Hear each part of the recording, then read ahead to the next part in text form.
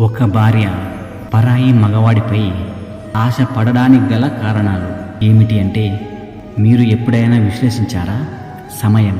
తనకు మీరు ప్రత్యేకమైన సమయాన్ని కేటాయించకపోవడమే ఇందుకు గల ప్రధాన కారణం. మీరు ఉదయం నుండి రాత్రి వరకు కూడా తీవ్రంగా కష్టపడేది మీ కుటుంబం కోసమే.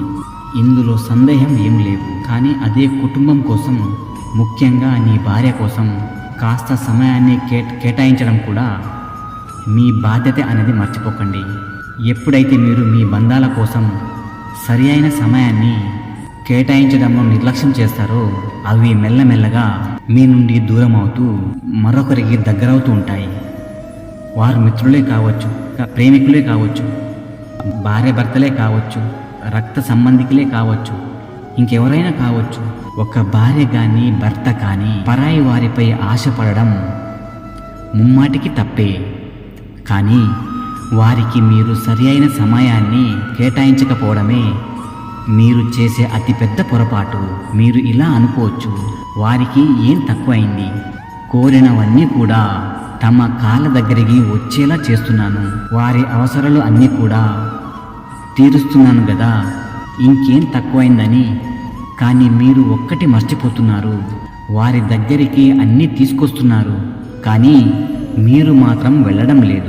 అవసరాల్ని ఎవరైనా తీరుస్తారు, కానీ సమయాన్ని కేవలం మనవారు మాత్రమే ఇస్తారు. మీ బంధాలు బలంగా ఉండాలి, అలాగే మీ జీవితం ప్రశాంతంగా ఉండాలని మీరు భావిస్తే, మీరు ప్రేమించే వారితో, అలాగే మిమ్మల్ని ప్రేమించే వారితో సంతోషంగా సమయాన్ని గడపండి. ఇక జీవితం అంతా కూడా ఆనందమయమవుతుంది. నిజమైన ప్రేమ అందరికీ కావాలి, కానీ అనుకునే పరిచయాలు జరిగితేనే కదా అసలు ప్రేమంటే ఏంటో తెలుస్తుంది. పరిచయం లేని ఒక వ్యక్తి మిత్రులై మనల్ని అంతా ప్రేమిస్తే, మరి నిజంగా మనం మాత్రమే కావాలి అనుకున్న వ్యక్తి ఇంక ఎంత ప్రేమనిస్తారో మీరే ఆలోచించండి. అన్ని పరిచయాలు అద్భుతంగా ఉంటాయని చెప్పను, కానీ అద్భుతమైన పరిచయాలు ఎదురైనప్పుడు వాటిని వదులుకోకుండా పట్టుకోవడం మన చేతుల్లోనే ఉంటాయి. ప్రేమించే మనసు అందరికీ ఉంటుంది, కానీ ఆ ప్రేమ శాశ్వతంగా ఉండాలి అంటే పరిస్థితిని, అలానే దాని యొక్క ప్రతిఫలాన్ని స్వీకరించడానికి నేర్చుకోండి. గుర్తుపెట్టుకోండి, ప్రతిఫలం ఏదైనా సరే స్వీకరించారు అంటే దాని అర్థం మీరు మనస్ఫూర్తిగా ప్రేమించడానికి సిద్ధమని. నువ్వు లేకపోతే నేను ఉండలేను అనేది భ్రమ, నువ్వు నాతో ఎప్పుడు ఉంటావు అనేది నమ్మకం.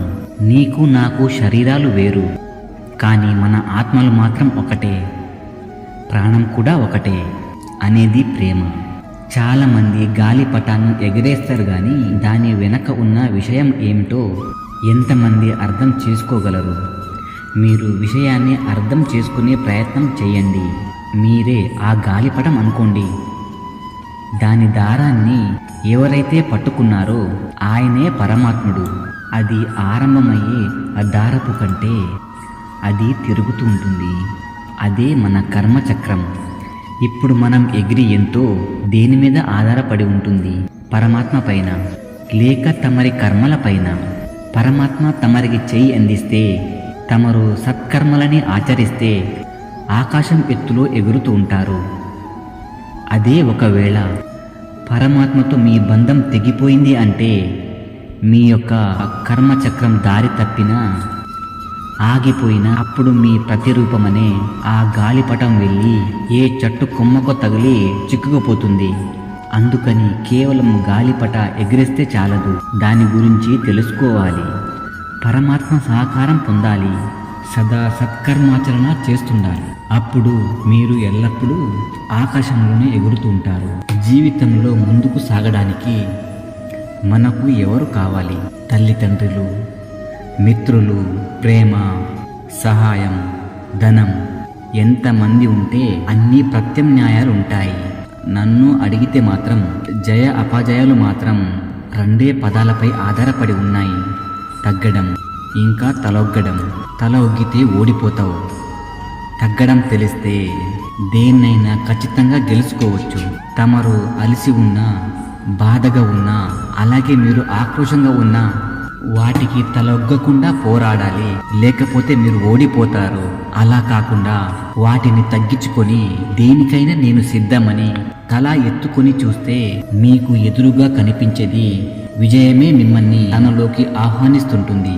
కాబట్టి తలొగ్గకుండా తలెత్తుకుని జీవించండి. మానవ జీవితంలో ప్రేమకి ఒక అత్యంత మహత్తరమైన స్థానం ఉంటుంది.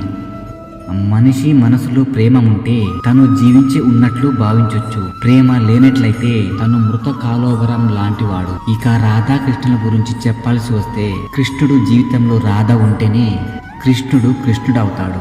ఒకవేళ రాధ లేకపోతే కృష్ణుడు కూడా మిగిలిన ప్రాణం లాంటి వాడే అవుతాడు. జంతువుల నుంచి మానవుడిగా ఎదిగే ఈ ప్రయాణానికి ఆధారమైనదే ప్రేమ. కనుక ఆ ప్రేమని మనసులో బ్రతికించుకోండి. అలాగే నాతో కలిసి ప్రేమతో పలకండి. రాధా కృష్ణ. అలాగే ఇలాంటి మరిన్ని వీడియోస్ కోసం వీడియోని లైక్ చేసి మన ఛానల్ని సబ్స్క్రైబ్ చేసుకోండి. అలాగే వేరే వాళ్లకు షేర్ చేయండి.